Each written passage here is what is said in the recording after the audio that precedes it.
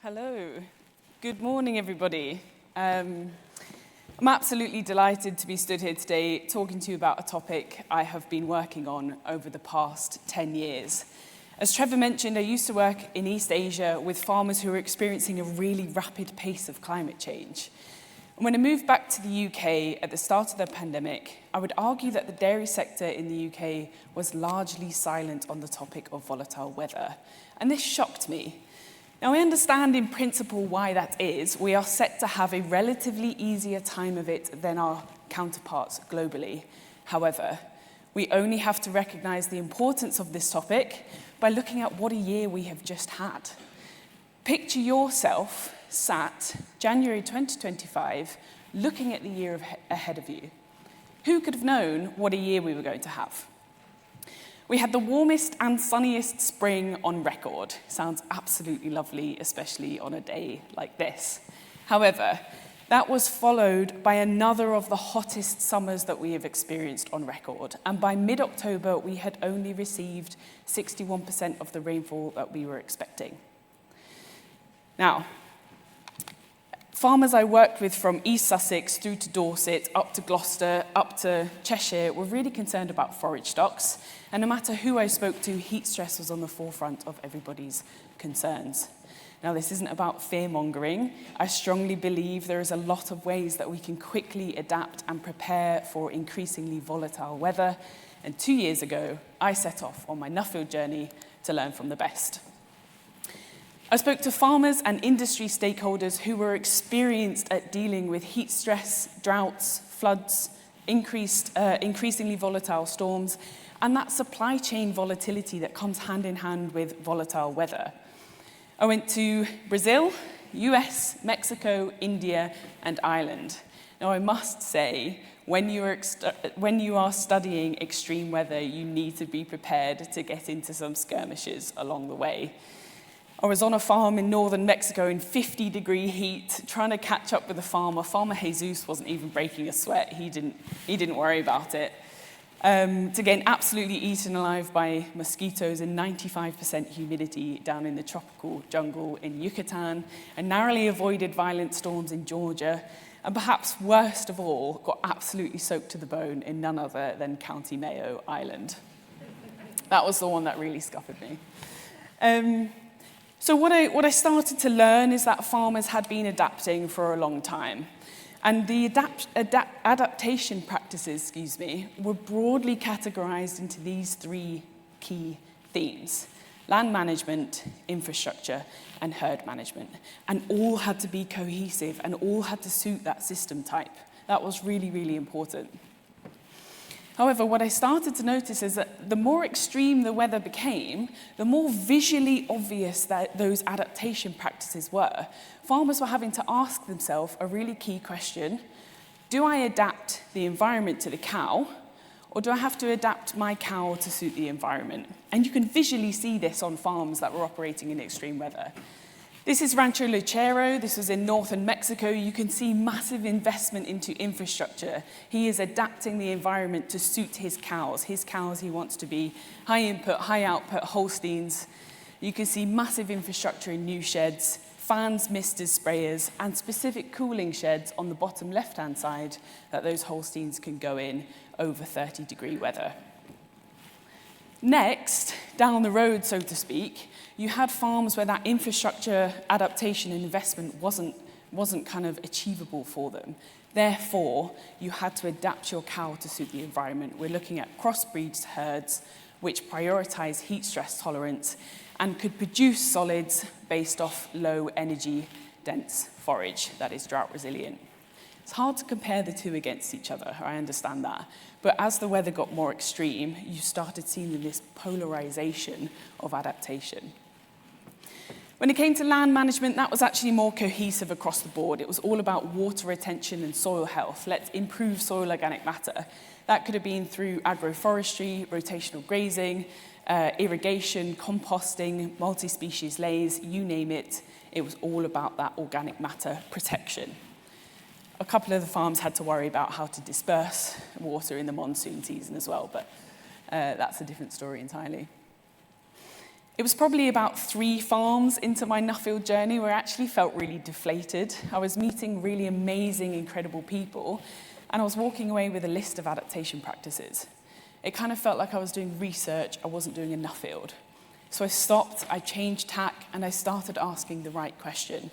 I stopped focusing so hard on what are you doing to be resilient, and I started asking why. Why are you chasing resilience? Why is this so important to you? And the answers to this question helped me understand the future of resilience in the UK. No matter whether I was stood in India or Ireland or Mexico, they would tell a similar story. And as the seasons got more and more volatile, you would then experience an increased volatile in however you measure success. What is the most important measurement of success on your farm? For a lot of us, it would be economic. However, welfare, mental health, standard of living. So as the seasons changed, you had increased variability in that success until they hit a breaking point. Now, that breaking point was really heartbreaking to hear across so many farms. For farmers in India, that was 20 to 30% mortality of their herd every year. For some in Ireland, that was a mental health breaking point. They couldn't take the kind of variability of forage stocks and not having their system quite suit that variability. And for some, it was understanding that their long-term welfare was being compromised, animal welfare was being compromised by short-term economic gain. What do you do when you hit a breaking point? You either exit the market or you change something rapidly, and this is what I came to term as reactive adaptation. The farmers I was meeting were chasing reactive adaptation. Now, these stories were heartbreaking, as I said, and it got me thinking that what if in the UK we are set to have an easier time of it, let's get prepared and instead leapfrog that breaking point and instead chase proactive resilience. We have the means to do it. Now, I've got 2 case studies. I'll start wrapping up with 2 case studies that actively chased leapfrogging the breaking point in their supply chains. And one of them was Akshaya Kalpa Organic. They are the first certified organic milk processor in India. They are based in South India, a place that is particularly vulnerable to climate change. And they know that the biggest threat to their supply is a changing climate and heat vulnerability specifically. Therefore, they both stipulate and incentivize resilient practices that the farmers can or must adhere to. This might be each of their, what I would say as Holsteins, must be 25% native species to breed in that drought tolerance. You must have microclimate creation in your loose-housed yards by using trees and putting trees around your loose-housed yard as well, and then a plethora of soil management practices. I spent 2 days with these farmers, and most of them would say, yeah, that's increased my stability, it's increased my economic gains, and it's increased my standard of living. This was kind of really, really good and simple stuff. The next, on the flip side, to provide a completely different case study, is this. It's the Georgia Climate Project. Now, I met with Mackenzie Beveridge and Pam Knox. Pam Knox is an agricultural climatologist. Her only job is to answer the questions that farmers have about what's going to happen to the weather systems going forward. Farmers can get in touch and say, what about my forage stocks? What about number of heat stress days? What about disease prevalence? What about wheat, barley, oats, OSR, whatever it is? She can then dig into that research and provide the answers.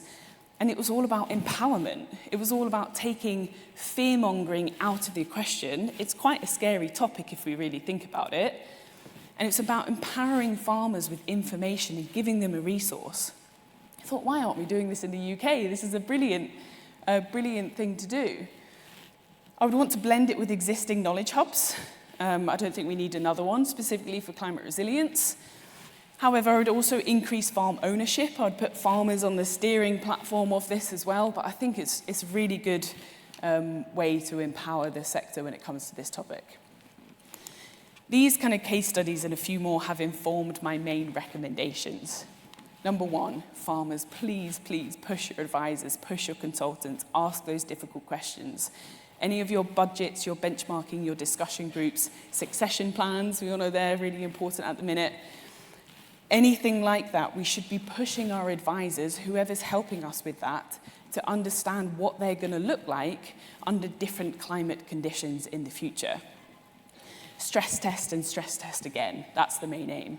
But for industry, we must take the burden of understanding the topic away from farmers and invest in that ourselves. We must carry that burden. So let's put weather volatility on the map.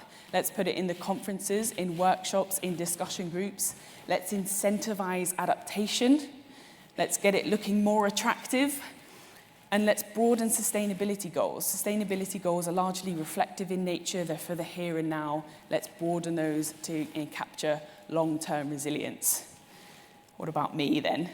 So Promar, who I work for, have given me the space to actually put these recommendations into action. They said, you've gone away for 2 years, you've done your research, now go do it, which is good. I've recently formed this climate resilience working group, and we are aiming to put those rule of thumb principles to the sector. So a rule of thumb principle could be what's going to happen to forage stocks or heat stress days or infrastructure. What's the main way I can reduce heat stress threats on my cows, etc. But we are there trying to empower the sector and work with different knowledge hubs. So definitely watch this space. At the beginning of the presentation, I asked a question, and I asked who could have known what a year it was going to be. I strongly think with these recommendations that we could have predicted that it could have been an option. We know that summers like this are going to become more frequent. The Met Office knows that the summer that just happened was 70 times more likely to occur because of climate change. So let's start expecting similar summers in the future. Let's leapfrog the breaking point, and let's empower ourselves with information and planning. Watch this space. I'd like to thank the Nuffield Farming Scholarships Trust for giving me this amazing opportunity. For AHDB, you've been a wonderful sponsor. I've really enjoyed working with your team, and I want to continue working with you in the future. And to Promar International for letting me do a Nuffield alongside my day job. Thank you, everybody. Cheers.